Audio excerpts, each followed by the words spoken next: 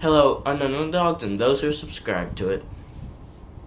There's got to be a better way to open this. So since we're revamping the whole Unknown Underdogs, this weekend, Friends with Benefits comes out. It stars Mila Kunis. What, you would have chosen that picture? We're each supposed to review a Mila Kunis movie, and the one I chose is Book of Eli. So Book of Eli is a post-apocalyptic movie starring Denzel Washington, Gary Oldman, and of course Mila Kunis, and it's set in this post-apocalyptic world where, I forgot it for a minute. Where Denzel Washington plays this drifter who's been roaming across the wasteland of America, trying to get this book across, and this book can apparently save mankind. But Gary Oldman, the mayor of this town, wants this book so he can do some evil thing with it. I forgot exactly what.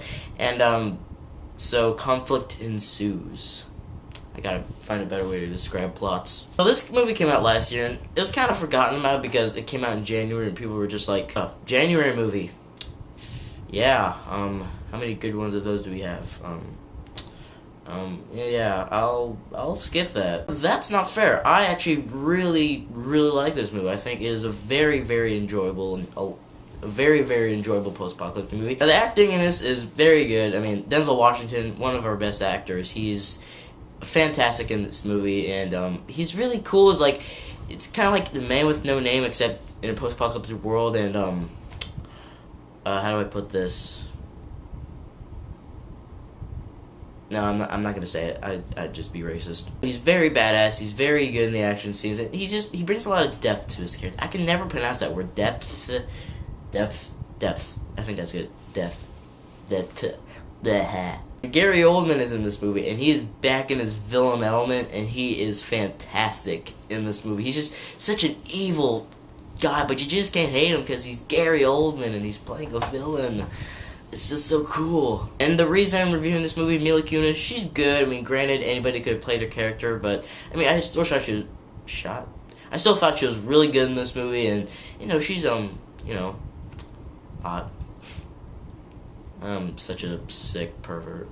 Aside from the acting, this movie is very well directed. It's directed by the Hughes brothers. I'm not familiar with any of their work, but they do a great job creating this bleak, just not exactly depressing, just bleak wasteland, because there's no color in this movie pretty much. It is just a bleak wasteland. And they do a great job doing that. They do some really cool things with the camera, and the action they set up is really well choreographed, really a lot of fun, very bloody, and it's just badass. And what I like is that it's not an action movie. Action comes from the story, and the pacing of the story is actually really good. The pacing is really well done. The whole time I was into this movie, I was into the story, I was into these characters, I was into this whole environment. And lastly, I like that this movie has religious undertones, but it's not preachy, because I hate it when movies are preachy, because they're always so annoying. But this one, it has religious undertones and some good messages without just bringing it up in your face and saying, hey, be a good person, pray, or God's gonna blow the world up. You've been warned, you sinner.